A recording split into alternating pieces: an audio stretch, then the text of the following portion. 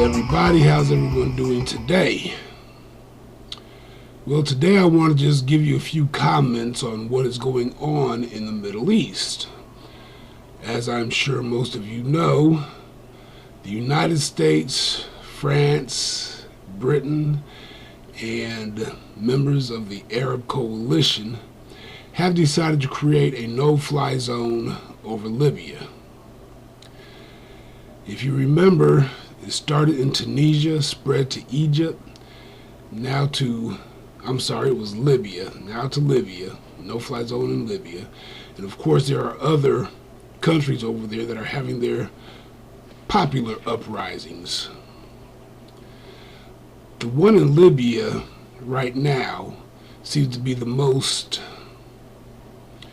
destructive against their own people. What's his name? Gaddafi, whose name is spelled about 1,000 different ways. So we have crippled his military, but did we do enough? I don't know. Quite frankly, I don't think so, because people are still dying from Gaddafi forces. So the rebels, as they are called, have asked for help from the outside world because Gaddafi, of course, has all the power. Now they're asking for anti-tank weapons. If they are given anti-tank weapons, who should give them to them? I think that the U.S. cannot afford to spread we've already got our forces spread too thin. So who should help them out in that area? Maybe the French, maybe Britain, maybe other Arab coalition forces. The playing field is almost level. Of course, again, Gaddafi has so much more firepower.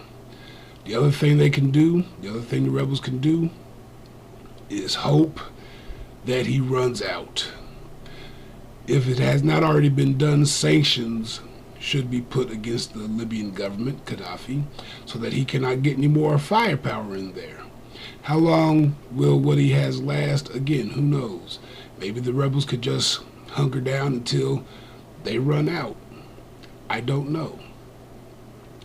But again, how much should the U.S. get involved in these various uprisings in the Middle East? I will understand that in Yemen,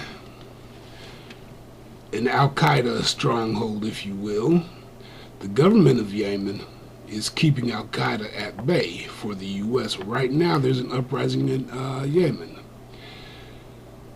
Yesterday on the PBS NewsHour, they had a young lady on there. She is actually the editor of the Yemen Times, Nadia Al-Sakif. I do believe, Nadia Al-Sakif. The question was asked to her, and I was really wondering about this because Al-Qaeda has such a big force in Yemen. And I was wondering, okay, who's really behind this uprising in Yemen? Is it Al-Qaeda? Again, I do not know, but the question was asked to Nadia Al-Sakif. What if the government does relinquish power? Who is going to keep Al-Qaeda at bay? Her answer was, and I'm paraphrasing again, that there are 24 million people in Yemen, 24 million civilians in Yemen. As to how many are adults, children, they did not break that down, but these people really and truly want to work with the international community to create jobs in their country, to create jobs in other people's country, to help us. There's a lot going on that people can be doing. And it takes the people of these various countries to be strong enough, unfortunately, to be willing to die to make sure that other people can be free.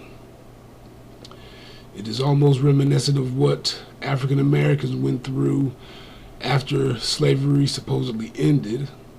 until the Brown v. Board of Education and the Civil Rights Acts of 54 and 64, 65, the Civil Rights Acts. We had to keep on marching, keep on praying, keep on peacefully protesting until these things were changed so that everybody could have an equal opportunity. It's going to take the people of these various countries to stand up to their government to make sure that everybody is free and can live in peace. And whenever forces, whether inside or outside the country, try to usurp their freedoms, the people must stand together. In Bahrain, an island country in the Middle East, another popular uprising, they have asked for the for Saudi Arabia's help, the government.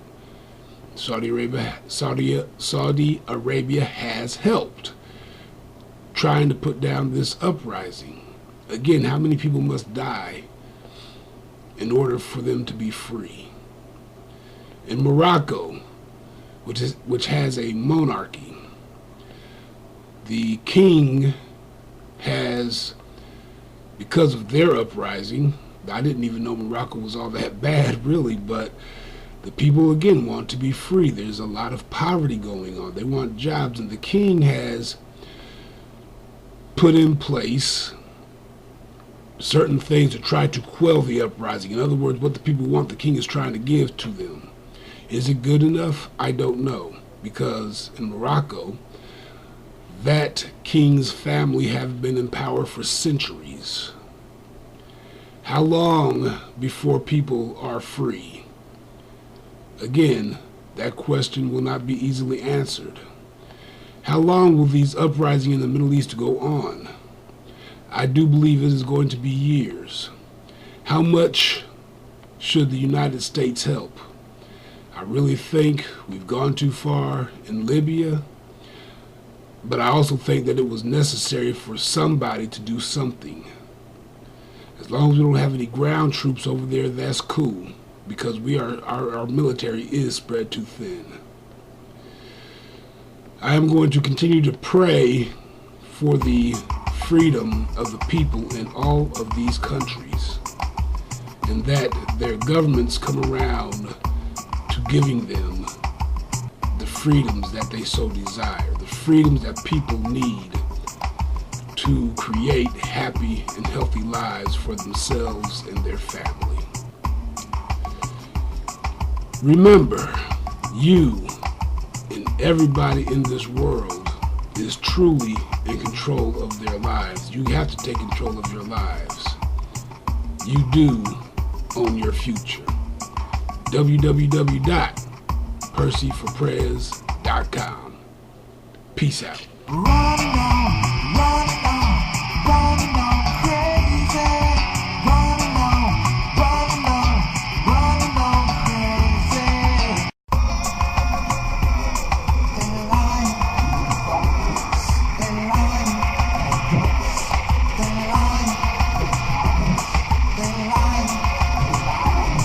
They lie.